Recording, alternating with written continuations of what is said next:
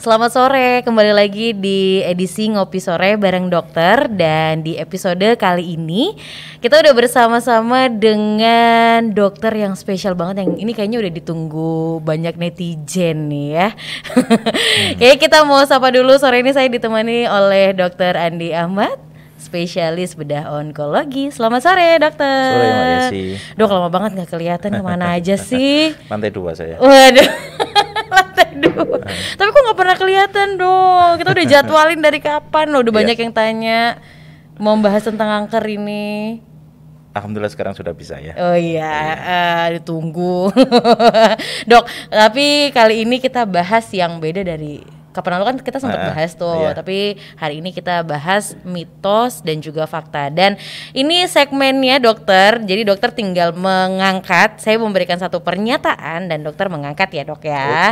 Coba dites dulu. Ini itu yang ada fakta, ini mitos. Oke, siap.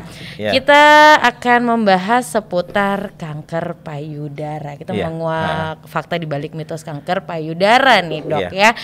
Dok, katanya nih kanker payudara itu pasti menyebabkan penderitanya meninggal. Mitos atau fakta? Mitos ya. Kalau pasti mitos karena memang dengan teknologi yang lebih maju daripada dulu, kemudian penemuan obat-obatan, tentunya harapan hidup penderita kanker payudara lebih bisa panjang. Jadi tidak selalu mematikan, memang tidak selalu mematikan. Walaupun kanker itu penyakit yang mematikan, tapi kanker payudara dari hasil yang saya kutip di Globokan itu memang kanker payudara adalah kanker nomor 1, tapi untuk hal yang mematikan dia nomor 4 daripada kanker yang lain. Yang lain lebih mematikan daripada kanker payudara. Kalau di Indonesia sendiri kanker yang paling banyak kasusnya dok? Di Indonesia dan dunia. Oh dunia, kanker payudara ya dok? Kanker payudara nomor 1 sekarang. Oh ya. Oke. Mitos berikutnya, setiap benjolan yang ada di payudara adalah kanker. Mitos atau fakta? Mitos ya. Kalau kita setiap ya, karena ada kata setiap, karena tumor payudara bisa jinak bisa ganas. Kalau apa itu kanker payudara, itu adalah tumor payudara yang ganas. Tumor payudara. Jadi ada yang jinak, ada ganas. Dan tidak semua tumor payudara tentunya yang ganas, ada yang jauh lebih banyak yang jinak ya, kurang lebih 90% adalah jinak. Tetapi memang harus diperiksa ya, harus diperiksa betul-betul, dibawa ke rumah sakit, ke dokter yang meriksa, nanti akan ditentukan itu jinak atau ganas. Seperti itu Mbak Isi. Ini banyak nih dok ya berita-berita yang menyebar kalau katanya hanya wanita yang usianya sudah lansia yang akan terkena kanker payudara. Itu mitos atau fakta? Ini mitos lagi. Kalau hanya ya. Satu ini aja. Satu adalah memang pada wanita dapat terjadi kanker payudara, tapi mulai dari muda dia sudah dapat. Pasien saya yang paling muda adalah umur masih mahasiswi semester 3 sudah terkena kanker payudara. Jadi mitos. Dan tidak semua wanita, ingat ya. Tidak hanya pada wanita, pada pria bisa. Pada pria juga bisa dok. Bisa. Jadi cuma jarang 3% daripada seluruh kasus payudara, kanker payudara adalah laki-laki. Betul, karena kasus yang selama ini kita amati, kita lihat itu banyaknya wanita ya dok. Iya, Oke, berarti tadi itu mitos. Berikutnya mengenakan bra, apalagi yang berkawat, itu katanya nih dok ya bisa memicu kanker payudara. Mitos juga ya. Mitos juga ya. Tidak ada hubungan dalam penelitian apapun. Memakai dikaitkan dengan apapun itu tipe branya. Atau misalkan ada bilang tidak usah pakai bra, tidak ada penelitian yang valid yang mengkaitkan dengan kanker payudara. Tanya masalah kenyamanan atau mungkin masalah semacam sensitivitas dari kulitnya, kayak mungkin bisa alergi atau bisa radang di kulitnya, itu bisa. Oh, oke. Berarti itu hanya mitos ya, teman-teman. Jadi kadang-kadang itu kita tuh agak worry gitu ya, Dok ya, sebagai wanita, apa disarankan untuk memakai yang berkawat ataukah tidak gitu. Tapi sebenarnya tidak ada hubungannya ya, Dok ya. Nggak ada. Oke, ini ada pernyataan juga dari netizen nih, Dok ya. Jika keluarga tidak ada riwayat kanker payudara, katanya nggak perlu khawatir. Mitos ya. Kenapa tuh, Jadi kanker payudara penyebabnya 10% karena keluarga. Ingat ya, hanya 10% kasus kanker payudara itu berkaitan dengan keturunan. Jadi hanya 10%. 90% kita sebenarnya tidak diketahui ya. Sampai sekarang pun tidak diketahui, kita ketahui hanya resiko, misalkan tidak menyusui, tidak punya anak, kemudian menstruasi yang terlalu lama atau tidak beraturan. Kemudian menstruasi yang pertama itu sangat-sangat muda atau menopause juga sudah sangat-sangat tua. Jadi seperti itu untuk resiko-resiko kanker payudara. Oh, oke. Berarti itu mitos juga ya, teman-teman. Sama, Dok, ini nih ada pernyataan juga nih, mitos berikutnya. Katanya setiap perempuan punya resiko kanker payudara. Kembali tadi, penyebab kanker payudara 90% tidak diketahui. Jadi selama penderita itu masih mempunyai payudara atau orang itu perempuan itu masih punya payudara, tentunya resiko itu selalu ada.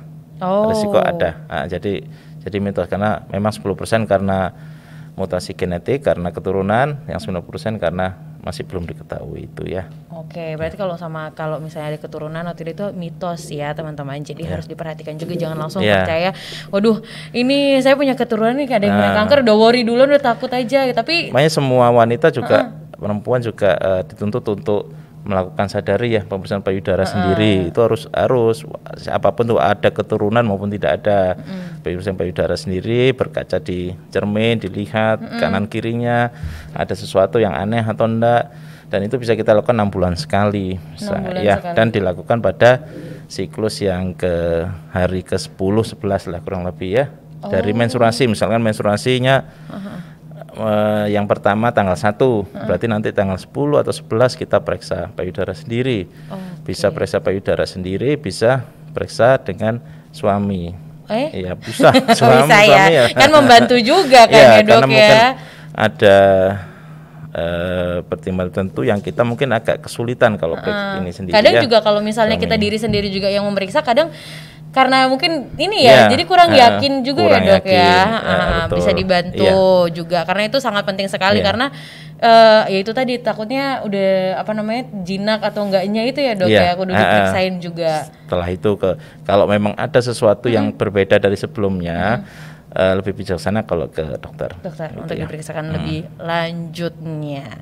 Nah, Dok, ini nih ya, ada mitos lagi. Ini juga saya sebenarnya kurang yakin, tapi ini banyak sekali di media massa yang menyebarkan kalau kafein itu katanya dapat menyebabkan kanker payudara. Itu sebenarnya mitos atau fakta, Dok? Sebenarnya sampai sekarang pun makanan dan minuman itu untuk penelitian mengenai potensi terjadinya kasus kanker payudara itu tidak ada yang valid ya. Jadi hanya mungkin beresiko. Jadi mungkin kita bisa membedakan antara yang menyebabkan dan berisiko. Kalau kita ke jalan itu punya risiko kecelakaan, tapi bukan masalah menyebabkan kecelakaan ya, tapi berisiko terjadi kecelakaan kayak gitu ya. Jadi kanker payudara juga gitu, punya beberapa faktor risiko, di antaranya seperti saya tadi omongkan, masalah menstruasi, kemudian juga bisa juga dengan adanya makanan yang mengandung karsinogen. Ya, mengandung karsinogen itu apa? Zat makanan yang bisa memicu terjadinya tumbuhnya sel kanker. Contohnya adalah yang paling memang punya karsinogen adalah makan-makan yang diasap, ya, yang diasap. Daging asap, ya, kayak gitu, Dok. Dibakar. Juga termasuk dibakar. Jadi tidak disarankan ya itu, Dok? Boleh, tapi nggak boleh terlalu berlebihan. Aduh, padahal itu yang enak, Dok, biasanya, ya, Dok. kalau di grill-grillan tuh. Nah, grill-grillan di all you can eat itu kan senang ya. Betul. Tapi kan kan nggak mungkin setiap hari kan. Iya sih, tekor juga dong. Iya betul. Oke, berarti faktor risiko tersebut juga itu juga harus kita perhatikan. Jadi kembali lagi ke gaya hidup yang sehat. Oke, mungkin ada faktor risiko lainnya dok, selain makanan, terus habis gitu minuman, terus atau mungkin ada faktor risiko lainnya? Faktor resiko yang paling penting nomor satu adalah perempuan, itu beresiko tinggi ya terjadi kanker, karena memang kanker payudara kan terjadi pada di payudara. Tentunya kalau perempuan kan memang payudaranya lebih daripada laki-laki. Laki-laki juga punya payudara, tapi kan lebih jaringan payudaranya lebih ringan. Kemudian berisiko kalau memang mempunyai orang tua langsung ya, jadi satu arah, apakah itu orang tua atau saudara atau nenek atau saudara dari orang tua, seperti itu. Oke, siap, itu harus diperhatikan juga. Nah, dok, satu lagi nih dok, ini juga ternyata ada kecurigaan kalau kandungan paraben di deodoran itu bisa memicu kanker payudara. Mitos atau fakta? Kembali mitos ya, kayaknya ya. Oke. Jadi kandungan-kandungan seperti itu memang zat-zat kimia yang terjadi dipapar ke kita bisa terjadi kanker memang, tapi bukan berarti harus kanker payudara, karena masih ada kanker lain, yaitu kanker kulit. Kanker kulit banyak penyebabnya. Salah satu bukan penyebab ya, resiko ya. Salah satu adalah ultraviolet dari matahari, kemudian yaitu adanya zat-zat kimia yang terus-terusan dioleskan. Ini deodoran kan ya, jadi kan dioleskan kan ya. Betul. Dioleskan ke tubuh, bisa juga seperti atau itu. mungkin karena teman-teman juga banyak yang mengiranya karena ini berdekatan sama payudara, jadi mungkin apakah ada kandungan yang mempengaruhi itu. Ternyata ya bisa disebabkan itu, tapi dengan kanker-kanker lainnya ya dok ya. Oke. Dok, sama satu lagi nih, saya juga dulu waktu sekolah kan kalau kita pakai seragam itu mesti sakunya di sini nih. Nah, sakunya kan di bagian dada kan ya. Terus habis gitu kalau misalnya kita taruh HP di sini pasti ada yang bilang tuh kayak jangan taruh HP, radiasinya itu katanya mengganggu kayak gitu. Itu mitos atau fakta sebenarnya dok? Kadang-kadang orang tua kan suka kayak jangan loh nanti apain ini kayak gitu, udah kadung takut duluan gitu. Jadi apa mitos atau fakta itu dok? Memang saya pernah membaca memang ada gelombang-gelombang tertentu yang bisa menyebabkan sel. Jadi sel kanker itu kan sebetulnya kayak pernah lihat ini kan musuhnya Batman itu apa? Kan dia dari orang baik yang teraniaya ya. Siapa itu? Siapa tuh dok? Joker ya. Oh iya. Nah, gitu senyumnya. Iya. Nah, itu kan dari sel-sel yang baik, sel-sel yang normal, kemudian karena kena sesuatu hal, paparan apa itu kimia atau apakah radiasi ataukah elektromagnetik yang lainnya, dia bisa berubah menjadi jelek. Seperti itu. Cuma kalau saya juga pernah baca untuk radiasi atau elektromagnetik dari sinyal HP itu tidak membuat sel menjadi seperti itu. Dulu dikaitkan dengan adanya, karena kan di sini ya, kalau kita HP banyaknya di sini. Iya, dikaitkan dengan terjadinya tumor otak, tapi juga enggak terbukti. Ya, apalagi kalau cuma di sini enggak ditaruh di saku kan juga berapa lama juga nggak berpengaruh. Oke, dok, boleh dong kasih cara-cara kita juga mencegah ya kan daripada mengobati gitu. Jadi boleh kasih share ke teman-teman di rumah. Jadi kalau untuk kasus kanker payudara sebetulnya untuk mencegah secara langsung itu agak sulit karena memang 90% tidak ketahui. Kita tidak bisa mencegah killer ya dok ya. Bukan, kita tidak bisa mencegah sesuatu hal yang tidak diketahui penyebabnya. Itu yang satu ya. Sedangkan 10% diketahui karena genetis. Jadi itu memang harus ada pemeriksaan genetis di Indonesia bisa dilakukan. Nah, kalau ternyata ada kelainan di genetis kita, memang sarannya adalah pengangkatan. Kalau mau nggak ada kanker harus pengangkatan dua-duanya. Kayak artis Amerika itu kan ada itu. Angelina Jolie itu juga sudah diangkat dua-duanya karena walaupun dia belum kena kanker payudara, seperti itu ya. Itu adalah pencegahan yang primer, yang langsung. Ada pencegahan sekunder. Jadi menemukan sejak dini. Seperti tadi ya, sadari pemeriksaan payudara sendiri, kemudian sadar nih pemeriksaan payudara dengan suami. Nah, jadi tiap 6 bulan sekali. Atau kalau memang dia ada orang tuanya atau saudaranya terkena kanker payudara, dia bisa melakukan setahun sekali check up dengan mamografi, screening ya, dengan mamografi ataupun USG sesuai dengan umurnya. Untuk pencegahan lain tentunya ya seperti pemakaian obat-obatan hormonal, obat-obatan KB itu harus dikonsultasikan dengan dokter kandungan. Karena kalau pemakaian obat berlebihan seperti itu atau yang tidak sesuai aturan bisa menyebabkan kanker payudara. Bisa ya, berisiko terjadinya kanker payudara. Mamografi itu yang paling penting juga sebenarnya dok ya. Terus kalau misalnya ada sesuatu langsung konsultasikan ke dokter. Mungkin bisa kasih closing statement juga buat teman-teman yang mungkin sudah terkena kanker payudara, ada kanker payudaranya. Jadi begini, kanker payudara adalah salah satu jenis kanker yang mudah ditemukan oleh penderitanya sendiri, lain dengan kanker serviks atau kanker lainnya yang ada di dalam tubuh, karena kanker payudara masih bisa diraba. Jadi sebaiknya kita juga sering seperti itu ya, meraba payudara sendiri. Kemudian bagi sudah terkena payudara jangan apa istilahnya putus asa atau pesimis, karena segala pengobatan yang ada di kanker itu bisa dilakukan di kanker payudara. Segala kemoterapi, obat-obatan dan obat-obatan kanker payudara itu adalah yang paling lengkap di antara kanker-kanker lainnya, paling lengkap, paling banyak variasinya, termasuk operasinya.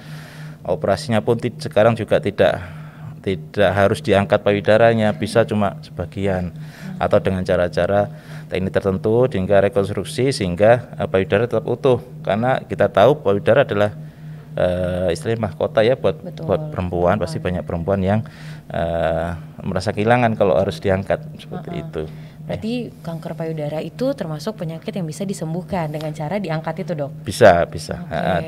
Tentunya dengan modalitas terapinya bukan hanya operasi, biasanya kita berikan obat-obatan. Dan tidak harus orang itu, kadang-kadang pasien saya sering ketakutan dulu dengan kata-kata kemoterapi. Tidak harus, kanker payudara tidak harus di kemoterapi. Memang kemoterapi membuat beberapa efek samping seperti mual, muntah, rontok. Tapi dengan obat-obatan tertentu efek samping bisa diminimalkan. Oke deh dokter, untuk sore hari ini kita sudah selesai membahas nih mitos dan juga fakta. Boleh diangkat dulu dok? Iya, dari tadi yang merah terus ya. Iya. Nanti kita bahas yang fakta-fakta lebih mengerucut lagi nih dok. Baik, ya. Nanti mungkin ada request dari teman-teman selanjutnya kita bahas apa, bisa dicantumin di sini. Mungkin sama dokter Andi bahas apa nih yang tentang kanker nih, kanker payudara, lebih menguak untuk fakta-fakta yang lebih detail lagi gitu. Bisa langsung request juga dok. Bisa dikasih tahu dong ke teman-teman nih, siapa tahu ada yang mau konsultasi bersama dokter Andi di National Hospital, kapan aja sih dok? Baik, saya praktek di National Hospital hari Selasa dan Kamis jam 3 sore sampai 5 sore. Oke, ini berarti udah selesai praktek nih dok? Barusan selesai. Oke, siap. Langsung aja buat teman-teman juga yang pengen tahu info lebih lanjut mengenai jadwal praktek dokter, Anda bisa langsung download aplikasinya di NHapps, di App Store bisa, di Google Play Store juga bisa. Dan buat Anda yang pengen tahu lebih lengkap tentang National Hospital, bisa langsung mengunjungi website kami di www.nationalhospital.com, atau bisa langsung cek di bawah sini, mungkin ada Instagramnya di @National Hospital Surabaya, dan info lebih lanjutnya bisa langsung cek di nomornya kita, jadi Anda bisa langsung lihat di bawah sini akan dilampirkan. Terima kasih dokter atas waktu dan kesempatannya sore hari ini. Kita ngopi sorenya habis gini ya dok ya. Oke dokter, terima kasih. Mungkin say bye bye dulu buat yang udah nonton sore hari ini. Selamat sore.